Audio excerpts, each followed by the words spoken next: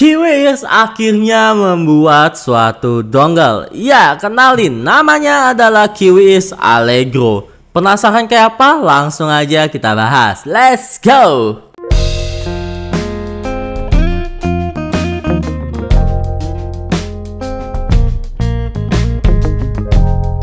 Oke, halo guys, jumpa lagi sama gua si ganteng Johan. Dan kali ini gue pengen membahas suatu dongle DAC dari brand Kiwis. Sebenarnya siapa sih yang gak kenal Kiwis ya kan? Udah banyak banget produk yang sudah dikeluarkan oleh Kiwis, walaupun gak sebanyak produk kayak Sebosono sih. Ya walaupun dia belum banyak banget produk-produknya, tapi menurut gua Kiwis itu selalu memberikan kesan yang cukup oke kalau menurut gua dia saat membuat produknya. Dan kali ini dia membuat suatu dongle DAC yang cukup menarik banget untuk gue bahas. Namanya adalah si Allegro ini. Dimana ya gue kemarin itu membahas IM-nya, yaitu kolaborasi dengan Srinakel, yaitu namanya adalah Singolo. Dan kali ini gue membahas mengenai si dongle DAC-nya sih sebenarnya. Dan oke, tanpa basa-basi mendingan gue bakal membahas mengenai packagingnya itu ada apa aja sih. Let's go. Oke guys, jadi ini adalah tampilan depan dari si Allegro-nya sendiri ya, dimana di sini ada tulisan Kiwis dan ada siluet dari si dongle DAC-nya sendiri. Dan tulisan Live the Music ini mungkin rada kurang fokus karena dia warnanya ini rada menyatu dengan warna ininya, jadi kayak kurang kelihatan gitu lah ya. Dan tentunya seperti itu bagian depannya, dan di bagian belakangnya itu spesifikasinya ya seperti ini. Nah, fokus. Oke. Nah, kelihatan lah ya. Oke, sebelumnya gue mau kasih lihat untuk dongle DAC-nya ini tuh, dongle DAC-nya itu menggunakan namanya DAC-nya itu dari Sabre ya bro ya, ES9028Ki2M. Dan untuk outputnya itu ada dua bro, 3,5 mm dan 44 mm bro. Untuk yang 3,5 mm itu sanggup ngedrive hingga 70 mW dengan 32 ohm. Dan untuk yang 44 mm itu sanggup sampai 155 mW atau 32 ohm juga ya, bisa lihat di sini tuh. Oke, di sini bisa lihat untuk spesifikasinya. Nah, untuk spek singkatnya sih ya seperti itu saja sih bro. Dan lo bisa lihat di sini nggak, bagian atas kanan kirinya nggak ada apa-apa. Ini kayak udah gitu, kotak aja gitu bro, nggak ada yang hal-hal yang wah-wah lagi. Dan tanpa basa-basi gua bakal ngasih lihat kalian untuk bagian dalamannya. Udahlah. Di sini kita disambut oleh kertas yang sebenarnya ini bukan instruction manual ya, kayak kertas spesifikasi singkat yang nggak terlalu penting itu sebenarnya. Dan ada namanya dongle DAC-nya, nah seperti ini, dan juga ada namanya kabel C2C-nya. Udah gitu doang. Ya, ini kayak gini doang, nggak ada case, nggak ada yang aksesoris lainnya, nggak ada babibu, ya kan, nggak ada namanya converter C to USB-A atau C to iPhone atau segala macam, nggak ada. Udah gini doang. Jadi untuk bagian packaging standar sekali, dan ya udah gitu doang sih, simpel aja sih sebenarnya. Jadi untuk bagian packaging di sini mungkin bisa gue kasih skor nilai ya 7 dari 10 ya bro ya. Dan lanjut gue bakal membahas mengenai desain and build quality dari gue mau membahas mengenai desain and build quality dari dongle DAC-nya dan juga dari kabelnya sendiri. Let's go.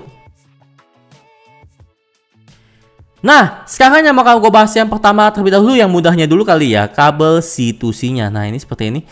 Nah, ini C2C-nya keren sih, bukan kabel jelek atau abal-abal kalau menurut gue pribadi, kayak kabel audio SPC gitu yang kayaknya ini mantep sih bro, kayak kokoh, kuat, solid gitu bagian dia punya kabelnya, sleevingnya juga oke. Tapi gue nggak tahu kenapa dia punya ini tuh kada lengket ya, mungkin tangan gue, tapi enggak sih, ini memang kada lengket lah untuk bagian sleevingnya dia. Dan untuk bagian dia punya sini tuh nggak ada tulisan in outnya atau yang mana yang buat masuk, mana yang keluar, jadi ya sama aja harusnya. Dan juga di bagian sini tuh dia menggunakan namanya bahan housing aluminium. Untuk bagian dia punya housing Type C-nya seperti ini tuh, lo bisa lihat. Dan di sini untuk bagian dongle DAC-nya itu seperti ini. Dia menggunakan bahan aluminium dan desainnya itu kayak gamepad retro ya boy ya. Tapi sebenarnya ada yang gua kesel sih. Tapi ini mungkin bakal gua bahas di bagian fungsional lah ya. Gua bakal membahas di sini untuk bagian desainnya aja. Jadi untuk bagian desainnya itu ya dia kayak bahan gamepad retro. Kalau lo main gamepad gini kan, yoi. Nah ini kayak gamepad retro dan ya kesannya kece banget dengan tulisan Kiwi Ears, dan di sini ada namanya volume up, volume down. Oke, fokus. Nah, ini sebenarnya ada volume up, volume down. Nah, di sini ikannya min sama plus. Nggak ada tombol play pause, dan ini USB-C-nya di sini 44 mm dan 3,5 mm di sini yang rada kurang presisi sebenarnya, bro. Nih, nih. Nih, tuh kurang presisi kan. Jadi bagian 44 itu rada turun ke bawah gitu ya, bro ya. Dan di sini ada kayak lampu tulisan Kiwi, dan di sini ada lampunya gitu sih, bro. Sebenarnya untuk bagian desain and build quality-nya ini gue cukup suka, karena keren ya. Walaupun ada minusnya, dimana minusnya itu di bagian dia punya volume ini tuh rada kecek-kecek nih, bakal gue kasih lihat nih. Mungkin di suaranya itu nggak gimana ya, untuk suara kecek-kecekan ini nggak parah, tapi ada, bro. Jadi kalau gua dengar secara detail, dia bagian punya volume up, volume down ini kayak kurang solid sedikit lah. Tapi bukan berarti dia kecil banget ya, atau maksudnya kurang rapat gitu lah. Mungkin sedikit kurang rapat atau kurang solid kayak bagi gua. Jadi untuk bagian desain and build quality sini bisa gua kasih skor nilai ya 7,5 dari 10, dan gua bakal membahas mengenai fungsional dari dongle DAC-nya. Let's go. Untuk fungsionalnya, sebenarnya ini fungsionalnya gua ada kesel sebenarnya, sumpah. Dia ini cuman bisa volume up, volume down. Udah. Itu doang. Jadi bagian tombol A, B, gamepad ininya itu nggak bisa dipencet tuh. Cuma pajangan aja. Dan bagian sini juga nggak bisa buat apa-apa. Pajangan only. Bagian sini tuh cuma pajangan only, bro. Jadi kayak kesel nggak sih lo kasih begini, wah ini ada fungsional apa nih, bisa untuk apa nih, ya kan nih. Ternyata nggak ada, bro. Ini sangat-sangat minim fungsional, cuma bisa volume up, volume down. Dan dimana untuk indikatornya itu sayang banget ya, harusnya itu mungkin bisa di sini, jadi mungkin lebih kece gitu kali. Tapi indikatornya tuh di belakang kayak gini, bro. Indikator lampunya kalau ketahuan dia sudah kecolok apa belum gitunya sih. Gue sumpah kesel banget, sumpah. Dimana untuk bagian fungsional ini gue nggak bisa kasih skor nilai banyak karena saya mah cuma bisa volume up, volume down gitu doang. Dan untuk fungsional bisa gue kasih skor nilai ya 4 ya 10 lah, sorry lah ya. Dan lanjut gue bakal membahas mengenai sound quality dari si dongle DAC-nya ini. Let's go. Oke, untuk bagian dia punya namanya sound quality, di sini gua waktu itu ngetes menggunakan namanya Singolo, dan juga dicolok dengan menggunakan LG V60 gua ya. Dan tentunya di sini gua ngedengerin dengan berbagai genre lagu gua yang seperti yang kalian bisa tahu lah, EDM, pop, metal, ikannya dangdut, dan juga namanya vokalan. Nah, overall untuk namanya si Allegro ini menurut gue pribadi suaranya adalah netral smooth ya. Jadi pas kalau kecolok tuh nanti dia warnanya biru kayak gini, bro ya, lu bisa lihat. Nah, untuk suaranya ini menurut gue pribadi tonalnya adalah netral smooth, dimana untuk sisi low-nya yang diberikan oleh si Allegro ini menurut gue pribadi tuh nggak terlalu memberikan impact yang besar ke EM atau chance yang gue pakai waktu itu.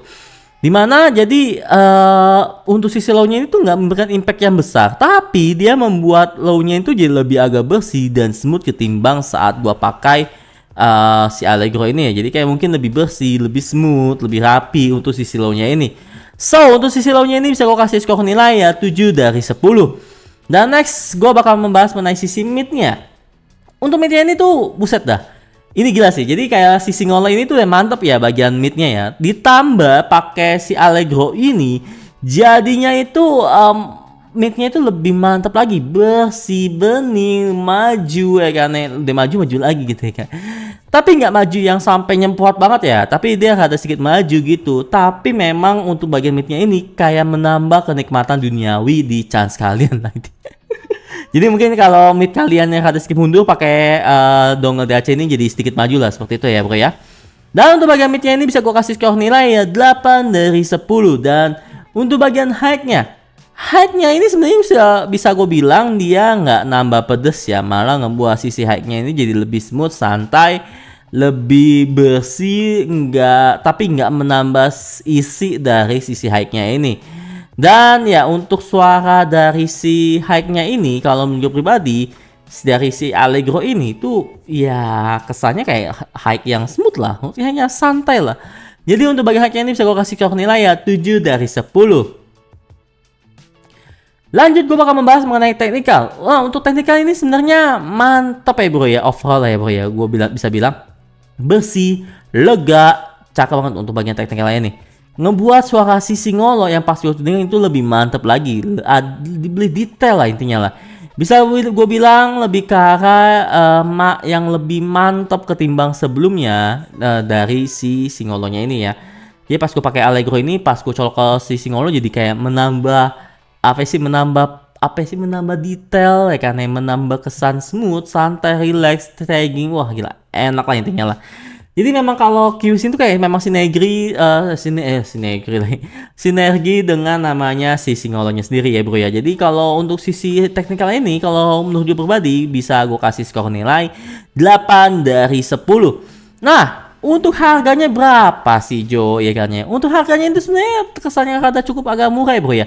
Dimana untuk dongle DAC ini tuh dihargai dengan harga 939.000 ya, under 950.000. Bisa dapat sound kayak gini ya oke sih, fair menurut gue pribadi ya. Tapi ya apakah nggak ada pesaingnya? Ada pesaingnya. Tapi kalian ya gue nggak tahu kalian ini sukanya itu sound quality-nya seperti apa. Tapi kalau kalian suka yang netral, agak yang smooth, mungkin ini bisa jadi pilihan kalian. So, itu aja.